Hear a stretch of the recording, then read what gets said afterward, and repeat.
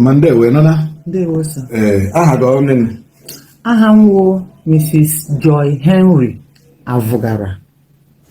Awụm mgbọtọ Obama enyi ogbugbu. Ụmụkpọ precisely Obama enyi ogbugbu. Alụọkwanụ m na Ezeọgba Emekuku ụmụakụrụkpo. Ọdịmma. O nwere ihe anyị nọ ga maka abịrị alụ di gị onye kwesịrị ili na July 31st. Olee ihe meganụ? N'eziokwu n'ezi asụsụ ahụna m ihe m na-ahụbe mbụ. Eyiri di m nwụrụ on the 6th of March. Mgbe a di m nwụrụ, ndị CMO ndị di m belongụrụ to. Ha kpọrọ ha gbakọrọ, ụmụnna gbakọrọ na ikwu na ibe ndị ọzọ. So ndị CW ahụ, Charles Ukegbu, one of the members of CMO, onye dọtịrị di m, ha si before akpapụ ya na ha ga-aga kpọọ otu nwanne ya nne ji enyi ya ka ọ bịa hụrụ ozu nwanne ya before ha ebufe ya. Ha ediga the only surviving son nweziri. Ha dị nwoke anọ akpa nwụọna ndị bụ ụzọ mmụọ ndị kedọcha ndị ke adamamụ na ya kwụ nga. Ha ediga nwa nche o ji ekpọ ya nwa ma ha anya akwa ahụ sọpụrụ ụmụnna ya na ndị si emukpe ahụ nọ nga ahụ. Eji kpọọ ya na nwanne nwa m si mgbe ya ruru nga ahụ otu ọkọtịn ihe nwere pool house. Onye ahụ Ifeanyị Roland Ifeanyị Avugara. Nwanne di m. But anyị na ha adịghị na mma. Anyị na ha na-communicate. We don't have anything to share in common since how many years in the di nga ahụ. But mgbe ha gwara ya nwa m si ha gawa, nwa m na-anya ha si ya common na ọ gawa na omenala ka ha jikwa n'anya ha n'okwu were ntị ha nọ. Ka ha ji anya ha hụrụ were ntị ha nọ. So mgbe nwa m ahụ garuru ga-agba ya, nwa m sị mkpe ya kuchuru kọtịn kelee ndị nọ nga ahụ nwa ha nọ na ya kpọọ ndị Ifeanyị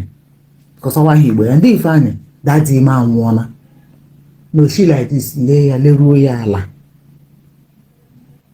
debe ha kwanye odege n'akwụkwọ puu nwa m ekopụgakwanụ n'iko mechin nwa and nwa m ahụ 23 years, a boy of 23 years bịa jigbo nwa experience ọnwụnna. So mgbe ọ bịa gwa ya ụmụnna ndị gbakọrọ n'ime ụlọ nga ahụ na ndị CMO onye di m one of them iwe ha si ogwugwo orukwere ma n'ọnwụ na ha ji anụ ihe ndị na ntị ugbu na ha ejiri anya ha hụrụ. Charlie Ukegbu asị biko bukwere even CMO president nọkwa there Tochi Ogbonna ha ewezi buruzie gawa mọchụarị. Ha bịa burie gawa mọchụarị. Ha na-ada nwaanyị amụ na ya so nga eburu ya mọchụarị deposit his corpse there. Ha yọm ahụ ha abịacha onye ga-akwọ m aka ndị dum nọ nga ha sị nwunye di m kedi ala zụrụ di m ha na-akpọ Augustine Avugara na-akụzi nkụzi na community primary school Emekuku there. Akpọ ya shi aka akwọ m aka ka ya kpọrọ m aka na-edikwaje du na-ebekwuru ụwa m na Chimakwa Chiechie ahụ ejicha ahụhụ m ụkwụ nwa di m ahụ na-akpọ Roland Ifeanyị Avugara. Ọ nwunye ya onye dum na-adịga gosi na nwunye ya adịghịkwanụ na mma. Even ihe nwaanyị ya kwuru dum nga ahụ di m ya shi ebe ya nwere n'otu nwa dike na-akashi obi ga ya dum ya nwa onye dum na-adịga ọgọsị na-akwụkwara nọ maka dum na-adịga aka ọzọkwa. Chi abụọla onwe onye m hụrụ. Chi abụọ wụ Fraịde. Ha pụtachakwa n'ọtụtụ ndị nwunye di m abụọ ahụ na nke ntakịrị bịa kelecha m ịbụọla mụ na ha ekwechi ịbụọla ha jụcha mkparị mee ekpere ha. Ọrụ ahụhụkwa m Ifeanyị nwa di m ahụ ahụhụkwa m ihe mgbe ọ na-eruzi n'ụtụtụ Satọde ndị ahụnwazie movement ndị nwunye di m ahụ na ọrị maka ịpa ya gamendụ ha niile agbachichara ga-ege ekele ndị ezizi ọnụ makpa memetị ka anọ m ekele ahụ gbakwa ha nkịtị. That magic kweziri ha na ọwụ Chinyere ahụ onye na-abịa direct bịa kelee m. Mechazi Ọgọsị na-agwama Chinyere si na ha ebitere ele ya too much na a ga-akpọ ha oku n'ime ụlọ dụcha ha ọdụ on what to do na ọhụ onye ga-aga contrary hụrụ igbe ahụ anọkwa ihe nwere agwara ha mgbe nwanne nna m ochie na-akpọ Ọha Francis ihe megbula m Avugara mụrụ na ndị Emeka chikwa ala bekee kpọkwa ha agakwala burial ya na ha niile kperechara na ọ naanị Chinyere onye gara bere ya bitere ya mere nwunye nwa onye ka aha na-akpọ Darati Avogara bi Lagos na-eji akpọ ya nwa ọjọọ ihe na ha nọrọ n'ụbọrụ taa na ịhụ na akpọkwala ha agakwala m nso ke nda Sọnde hụ ehe ya na-abịa amaghị m ihe mere na o ji ha abịala m nso ọ sị ha nọkọ labra na olichara ihe kpanaka na ya ga azụkwara ha ụmụ ha ọzọ onye ọ gwara ha so ha niile erestriktizi onwe ha.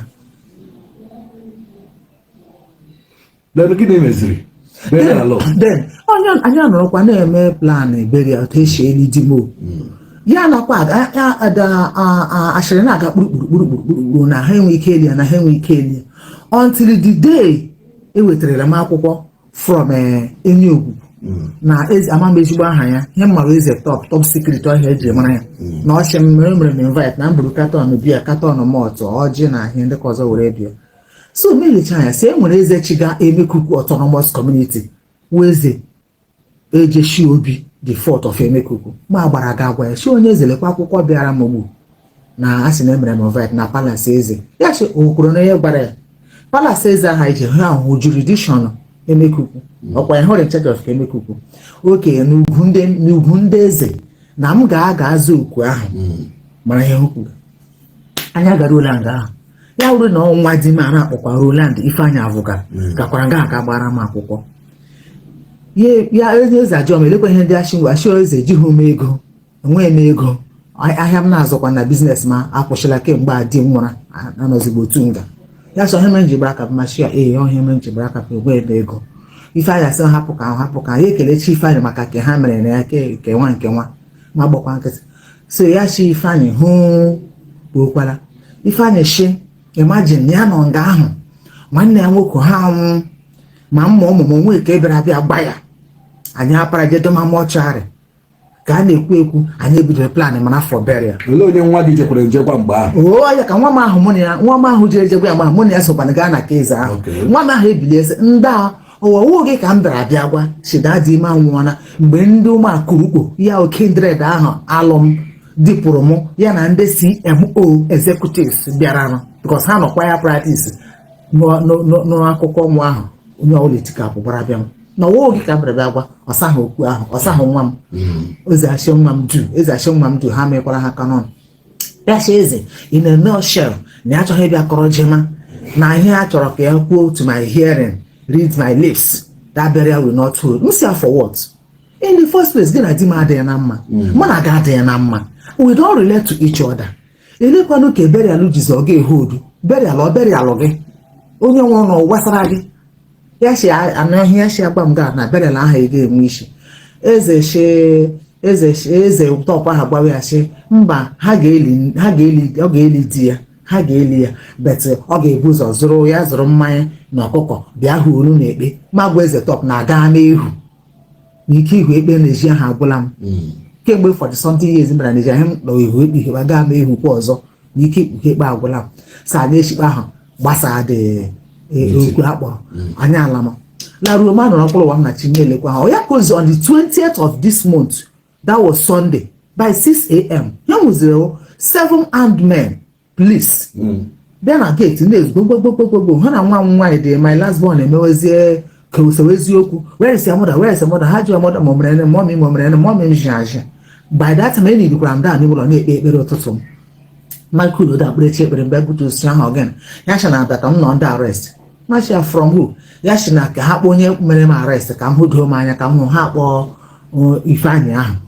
ahụ abịaruo ha shi m lekwa mere m arrest o mere m arrest na shi nsogbu anọ let me refreshen up ma ba ga sụgharị uwe m brọsh ọnụ m some ha kpọrọ m na moto ka a na-eru n'ụzọ ndị youth adọbụ cross ha chi na ha chọrọ ịma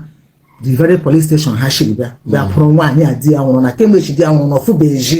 na ọ na-akwa na mix up with nwaanyị ibia ma ọfụkwa na ga nọzie ewuti gazie police station na na-eme na ha arụghị omenala ahụ nwashi from state C anti-kidnapping unit D2 nọ ebe ha shi so ha kpọzie call kpọzie one chief Vitalis ọnụ achilekwa ebe ha si ha shi kpọọ onye eze silekwa ebe ha si asị ha hapụ ya ka o soro ha ruo police station bet go with them otu a ka anyị shigo na police station Hejim statement either hash need repetition against me. Na had repetition against me. They can allow and they can no. Hejim the petition. I heard that I killed my husband. Namurudim. Now we're murderer. Namurudim. Namagba ha. That's Namurudim. Buru ha gadega na mortuary. No na plan burial. Na whereas na wahama ho. So na ha chọrọ ka e buru ka m weta tali di m ahụ ka eji mee di m autopsy mana exactly ihe gburu n'ozi n'ọnwụ ha hụrụ suspicious. Na-ebu ụzọ soro police marshal onye na-ede na mgburu di m di na di m nwere anything in common. They don't share anything in common. We don't share anything in common. We don't have anything in common with each other.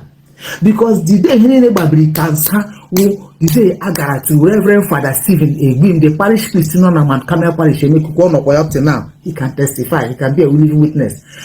Because Kopana Bera or dim sick emu na ha chọrọ ka emu udo ọrụ ma ya chọrọla ma ọhụ chọrọla udo mochia di ma agba ya na ha ga-aga na ke parish priest emechaa ha gọzie mmiri ka ha ṅụọ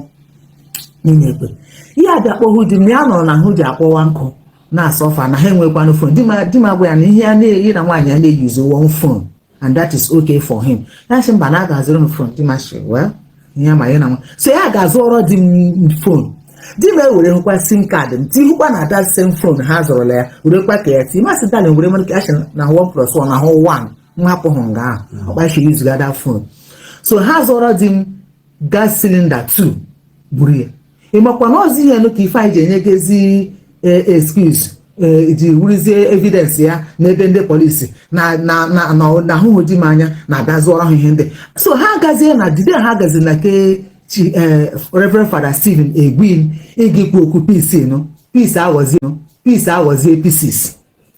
ọpra nne di m na-agwa di m na-eme ka ọ mara na ka ada nọkwa outside there with him na ọ dịghị happy with my husband so na ha chọrọ ka ha kwuo n'ihu fada now na di m na ọ ga-asekpuru ala n'ime ụlọ nga ha eliri nne ya na nna ya yọọ ha biko na ọmụda ha abịa n'etiti ha na ya di masị over his dead body na ya agaghị eme ya na onwe ihe jikọrọ onye nwụrụ anwụ na ndị re ndụ na ya agaghị eme ha sị ke ọ bụrụ na ọ ga-eme ha ihe ọla gbasara nwere hụ chefuo hụ na ihe ọla gbasakwara ha onwe ha owu di m na nwe ha echefuola ahụ otu a ka a shi were esemokwu chineke fada pụọ so ọ ya anyị na ha shi nọrọkwa onye ọbụla nọrọzi ekpochi nọrọkwa mbụ kpa nke echi nọgide daga di m anwụọ ama m ebe o si a na-akpọghọ my senior brother m na-ele ya na police station senior brother anyị nọrọ na mgbe nne di gị nwụrụ na eti ha dị gị na yes mgbe nne di m nwụrụ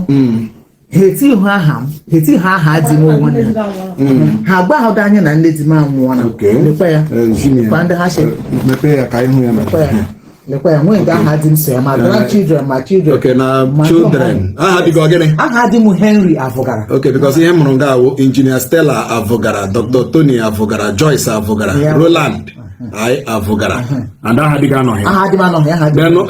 as enwere daughters in law aha gị ọkwanụ gịnị Joy Henry Avogara okay aha gị ihe nọ nga Mrs. Chikodi Avogara Chinyere Avogara Augustine Avogara aha gị anọghị then grandchildren kwanụ ahụ ụmụ ga-anọ ya ahụ ụmụ mana ya lekwa ada nwaanyị oke mụ na ya so nga net chizuru m Avogara ụlọ nwaanyị mụ na chi nwe aha ha anọghị ya nweta ka akwụkwọ pikchọ ha nwere ike chee ma ọ bụ gosi ihe ihe nne dị gị and aha dị gị anọghị aha dị m anọghị ya agụpụrụ di m mgbe nna di m nwụkwara sem emekwara radio announcement survived by 2 sons and 2 daughters excluding my husband and his house. Olezi ihe ha jiri bi ugbu a sị na dị gị nwụrụ nwanne ha so finally olee ihe ị chọrọ ihe m chọrọ ugbu ha hapụ m aka ka m lie di m onweghị onye m siri mere m autopsy onwekwuru onye m siri nọmụ ya nwere kesi ihe m chọrọ wụ ha hapụ m eyiela burial di m on the 31st of this very July being next Thursday ha hapụ m ka m liri di m otu ọbụla ụmụ m mekara ụwa ga-anaba aha because ha ma na ọ ga-aka ha onweghị ọla mega di m di m arịa ka ha arịaga ọ na ọ lọtara from site mma ahụ ọchị nye ya ka ya mejie ọ gara ebe site ya gaa rụcha gaa sụchacha nwa ebe a ka ọ na-anọkọ ọmakwa bịara osi nye m ma onye wee daa mụrụ na ya ka ya mejie isi ma ka ọ nọ na-emezi time ata about 5:45 ye ndị evening ye tima mọmi okwu aka anyị anwụọna ma okwu aka anyị anwụọna mechi na rubu nga nọ rọsh ụmụ mechi na oferu m ha rọsh mgbe anyị na-afala nọzi na that was his last statement ọgwụlọtụ m chere hụ ma akpa ada nwaanyị amụ na ya so nga wellness ya sị m kpọrọ ha gawa Holy Rosary Hospital ụta ka esi gawa Holy Rosary Hospital Ifeanyị ahụ nọkwa nga ahụ anyị mgbe anyị buru ya agaga bọọsụ ahụ bịa anyị amakuru ya ti ya Ifeanyị agabifuela nwa ụwa ya Ifeanyị eruola ndị Ifeanyị ọ gafee ụmụarị ha ahụ daga mgbakọkwa ozi ya fụ ụmụarị ha ọpụtụtụ ọbịa bịa bịa jụọ m sasị gịnị mere ka para akpọbe m ka ada akpọbe m ọdụ ka ada eleghị akwana m anya kpọm bikọs ka o mere m mgbe ọ para m nwụrụ ọ ka gbara m ka ejuru m isi Ada ọ dịwara Ada just briefly dịka amụmị m shiri kwuo mgbe my father nwanne oge gara jie ya ọbịa ahụ mụ at first eji m iwecha ejikpela si n'owe omenala masa oke gaji ya chee ọbịa ha parazi my father fụwa ma mechala ọhụ bak ebe m rụgo ọrụ anọkwa nọ na anaghịzi ibe ha kwụsịrị na ọma magọpụsị ndị nye eji akwụsịrị ebe m si hapụ nwa ọwụta ka ha ebidoro anaghịzi iberi ya omeke ewere o jere na kefada gba ha na lekwechi chọrọ ili di ya ya gaga ndị ejima tara date that day mana akpọ ya si na asa ga elije nso oke si adọnwa m ga-aba that day m baara mee meet that very day kwamba ka m jide meet this my uncle kwa Ifeanyị Roland Avugara she and nde washim ndewo she ga-esike mbịara ya shi oke nwere ihe ndị nnụga gbasara bere ala ga-ehodo shi oke he kpa m na shi ihe nwa mgbe ọkpọ ji ekpe udo shi oke eleghị emenwe uke biri sebe m ngala nọrọ rụọ ọ gị mejọrọ ọda di m mejọrọ gbaghara onye m gwara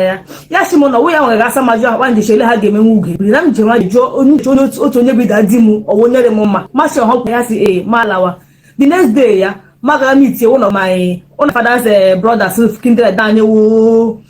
one man akpọga Nneọma then meet the man chịkwa m do nga akpekwu hụrụkwa nga ga-ekpu udo ahụ nsị ọgụ bobo onye sọrọ hụ chọrọ ma alahụ kpọrọzi nwanne m nwoke si abalị ga anyị eru nga ahụ masị ya nda shia iji gwa na moji anyị hụla moji ijila m si ọkwa the same thing kpekwa onye ha gwara anyị sonye ka m mitiri shi on that Crosby esi ka ọsọ gana m chọchọ m chiwa gị do si ya masị ya ke ma nne chiri m ọwụ nnu tigbo zogbo ke mma ka anyị ma si mama mechasị ya eche m na si ụbọ anaghị eru n'ọnwụ sikpada dị nwa dị m sọprais ụbọchị ozi nwu generational ụbọ si aka m eso hụ na nwa ole ala ya si na o nwere hụ mega m expect ikwu amekwubela ya masị ha ọkwana gịnị na o nwere ha si my father mee ma nna m nwere ndụ ha ji ime ya nị masị oge ha hụkwana nene na asị nna m ji nwa na nga eliri mmahụ na mpahụ je yọọ biko ha cha ha ga ya ọnụ ha m sara ya ụbọchị nne ma nna m anwụọna nne na nna ya anwụọkwa nna ya gwakwa m si na